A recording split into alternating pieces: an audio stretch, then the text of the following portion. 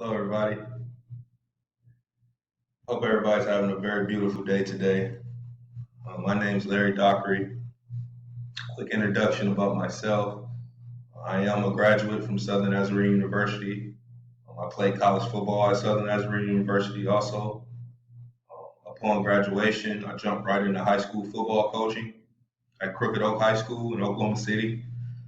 After 2 seasons coaching there, I was called to play a little professional indoor arena football in Abilene, Texas, where I was the quarterback there for 4 seasons.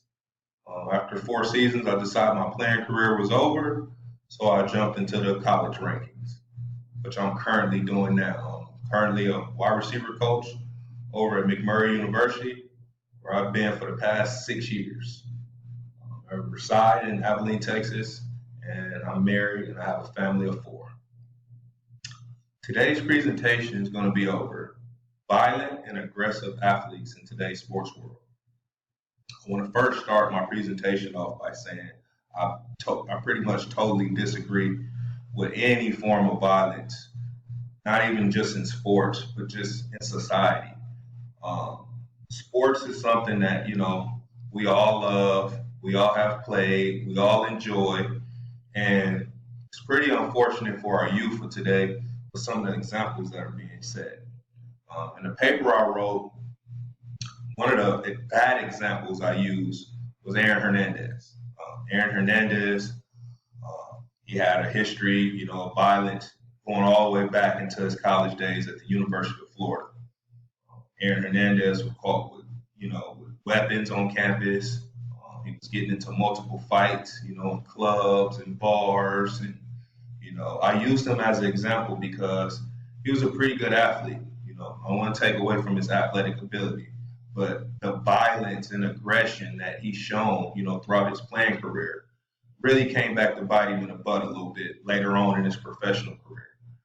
I use him as an example because of his athletic ability, a lot of that stuff was swept under the rug, and he went on and got drafted by the New England Patriots, and he kind of gave them a bad name for themselves. While he won Super Bowls and he's pretty much all pro tight end for them.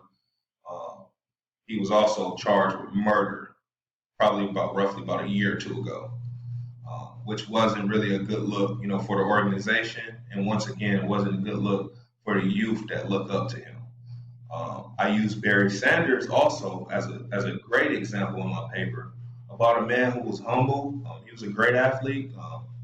To me, he's probably one of the top five best running backs to ever play the game. But Barry Sanders had a real humbleness about himself. Barry Sanders scored touchdowns and just handed the ball back to the referee, you know, and showed kids, an example of, non-violence. He wasn't very aggressive. He played hard, but at the same time, he didn't demonstrate some of the things and some of the acts that we see in today's sports world. Um, you have guys, in basketball and NBA games. I remember Ron Artest maybe about 5 or 6 years ago. He get a bad call during a game, and next thing you know, it's an all-out brawl on national TV. And that stuff like that just can't happen. We don't need violence at all, and it starts, with kids at an early age. Kids need to know coming in, they need to be set. An example needs to be set for them, from the gate, because that's how they're going to grow up and they're going to grow on, to set examples and be leaders. We need more leaders in today's society. We don't have enough leaders these days. These kids look up to all these athletes, and whether it be hockey, baseball, football, basketball, whatever the sport may be, uh, we need to set better example for these kids. Me as a coach myself, I need to set, a great example for, the kids I have in my meeting rooms, these little league coaches, it starts there. They don't need to see parents fighting. They don't need to see players fighting. They don't need to see any of that. They need to see, shaking hands, showing sportsmanship, um, getting along with each other, and overall, just people just setting great examples so that they can grow up and be able to give back to their communities and show, another kid, that, hey, it's not about being violent. It's not about, flexing up on people or, showing violent acts or being a tough guy. It's not about that type of stuff. It's about, getting along, enjoying the game, and, just being blessed.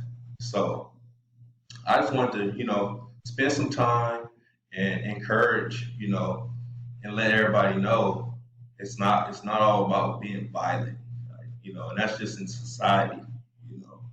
Um, we need more leaders. If anything I got out of this paper and doing research and looking at all these different forms of violence and all these different sports and reading all these stories, we just need more leaders, from top to bottom. And I believe one player at a time, things will get better. Thank you for your time. Good afternoon. My name is Roger Morris, and I'll be here presenting on the second half of the presentation that Coach Ducker already established and started. What he said goes way back into the history of political science. He explained how it creates a connection with society and which it have an influence in sports. And this is where I'm going to explain furthermore how throughout the years what Coach Doctor said ties into the history. Yeah, because first you have to understand the impact of it on society, violence on the whole, how it carry on in society, to branch off to politics. Politics always gonna have conflicts. People, one for the opposing and one for the power, the party in power right now. But what go now is the history. Throughout the years, people has used sports as a platform to express themselves. Sports on a whole have a huge emotional connection with consumers, and because it has such a good consumer, you get a good or a big broad audience, and to that audience is where people come in and they will try to convey a message of whatever sort it is, whether it be marketing, whether it be brand, or the simple. Get a message across of injustice, and that's how the history carry on throughout the year. Throughout the years, for example, like the Olympic Games and World Cup soccer, Winter Games, they have a large eyes on brands, and no better way for you to send a message to the world than in protesting those games, and that goes back to the history of the reason why. I remember Nelson Mandela talking in a speech in 2000 at the Lausanne Sports Awards game. He said, "Sports says sports give you the power, have the power to change the world, the power to unite the people, to speak a universal language that everyone can understand. It creates hope where there were despair, and more powerful than any government." Goes back to the emotional connection and the level of platform you have. Because the ideal situation for sports was invented to unite the people from different all walks of life to share same common interests. A little bit of the history of the violence, political violence in sport. We dated back to the 1908 London Olympic. The Finns at the time, they were ruled by the Russian, and because of all the political rift, they wasn't allowed to walk with the Finland flag. And the way how which they protest, which wasn't good, is they decided not to walk with any flag. We can go back to 1940 to 1944 Tokyo, where this had to be canceled because of all the war and the rich, yeah, between China and everything. And in the 1952 Helsinki, the Soviet Union returned to the Olympic after 40-year absence. The Soviet Union invaded Finland twice, and because of that, they canceled it.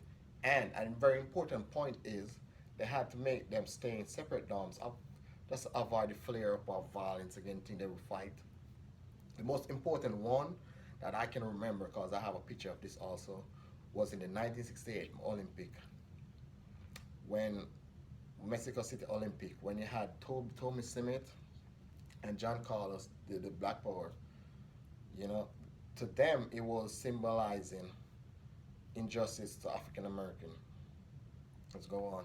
And history go on. You have in El Salvador, World Cup soccer, where in 1969, when they had they call it the soccer war, where you have El Salvador versus Honduras, and they fight for a long period of time.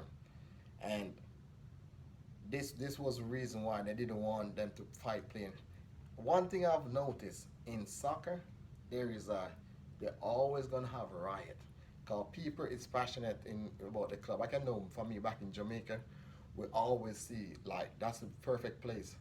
You might have the JLP going against the PNP, that's two political parties, and you put them together in one place, and that's where they're gonna spread their allegiance.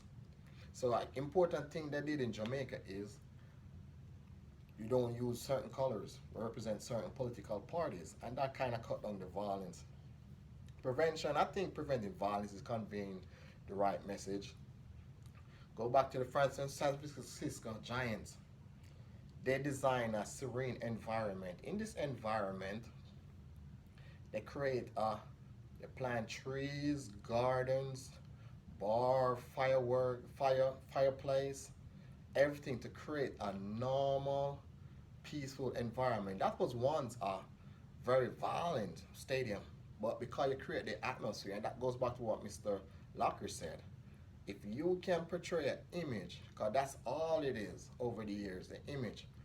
What are the image you're trying to portray? And if it's peace and quiet, calm, I guarantee you the message will be said to society. We as society will live what we learn and we reenact it over and over. So if you drive the right message within us, I guarantee you we have a better society. And with that, I end my presentation with me and Coach